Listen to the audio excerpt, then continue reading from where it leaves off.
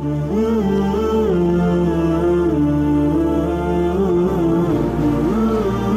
دې یو اشاره هغه ځوانانو ته ده، نوجوانانو ته ده، ځکه چې په نوجوان ته الله رب العزت دا دواړه نعمتونه ورکړي، صحت یې هم ورکړي او دغه شان فراغت یې هم ورکړي.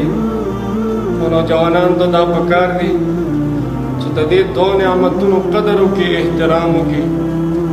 عزتمندو، ډېر د افسوس خبره ده چې نن په معاشره کې نوجوان نسل چې کوم دی هغه په فضولیاتو کې اخته دی. نوجوان نسل هغه په فیسبوک کې اخته دی او دغه شان که موږ او تاسو وګورو ډېر د افسوس خبره ده نن چې سوشل میډیا کلاو کې څومره نوجوانان چې کوم دی هغه په بېحیایۍ کې اخته دي. دا هم د دغه مسلمانانو مؤمنانو بچي دي. عزتمندو، نوجوانۍ دا ژوند دا ډېر اهم ژوند دی چې کوم یو انسان د نوجوانۍ دا ژوند دا په صحیح سلامت سره سرته ورسوي، دغه انسان کامیاب دی. دغه انسان آخري ژوند چې کوم دی هغه بهتر او د خیر ګرځي. عزتمندو، او د نوجوانۍ دا ژوند دا په یو قسم مشکل هم دی، ځکه په دغه وخت کې د نفس او د شیطان غلبه سوی، محنت سوی، کوشش سوی. کوشش کوي چې موږ دغه نوجوان هغه چې کوم دی په بله لاره باندې واړو، تباه یې کړو. عزتمندو، دغه شان چې کوم دی د خپل بچو صحیح تربیت پکار دی. عزتمندو، او په نوجوانۍ کې د یو انسان چې کوم دی عبادت کول دا الله تعالی ته ډېر زیات خوښ دي. په نوجوانۍ کې یو کس یو لمونځ وکړي نو دا داسې ده چې په بوډاوالي کې انسان 70 لمونځونه وکړي، دا دواړه برابر کېږي. عزتمندو، پخوانۍ واقعه ده چې یو مور ده د خپل بچي تربیت کوي. بچی په سکول کې داخل کړی دی. کله به چې بچی راغی مور به ورته وویل بچیا خپله بسته وباسه، کپړې وباسه او ورشه اودس وکړه، بیا راشه 2 رکعته نفل وکړه او د الله نه وغواړه چې الله ما ته روټۍ راکړي. نو په بله کمره کې به ورته چې کوم دی روټۍ تیاره کړې وه. عزتمند، اوس دا بچی دا مور چې کوم دی د خپل بچي تربیت کوي، بس دوی به هم دغه شانتې وکړه، اودس مې وکړه، بیا به راغی 2 رکعته نفل مې وکړه، بیا به یې دعا وغوښته چې یا الله ما ته روټۍ راکړي.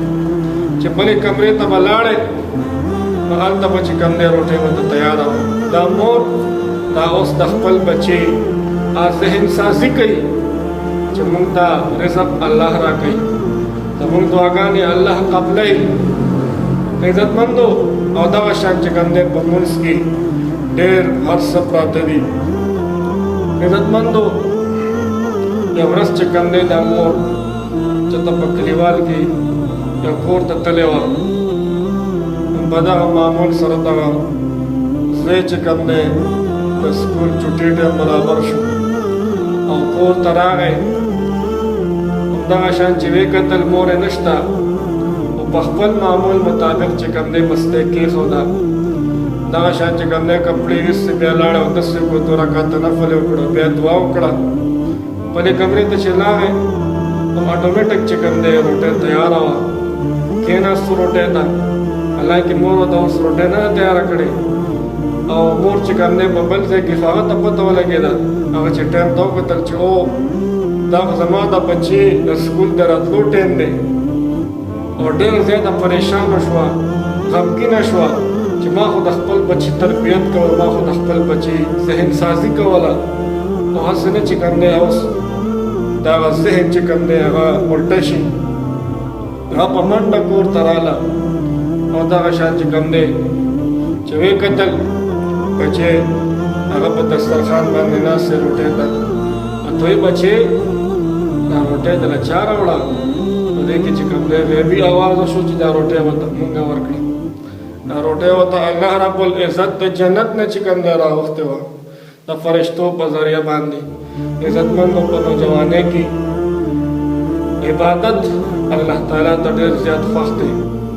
इज़्ज़तमंदों नन सवा द नौजवान सोच और फिक्र सरे नौजवान वही चियार माता को ढेर ले उम्र पाते दे आविया अतिया का उम्र दे और बिया बच्चे कम दे कोमा उस चिकम ने दखपल जोन नमाज वाखलम दखपल ख्वाहिशात मुताबिक खपल जोन तेरे इज़्ज़तमंदों आया बुढ़ा वाले था स्पिंगरी वाले था दा बच्चे कम दे दा इंसान रसी या बन रसी जका मर्द द पलास के न दे मर्द खुदा अल्लाह पलास के दे इज़्ज़तमंदों दा चिकन दे न जवानों अगर सोचते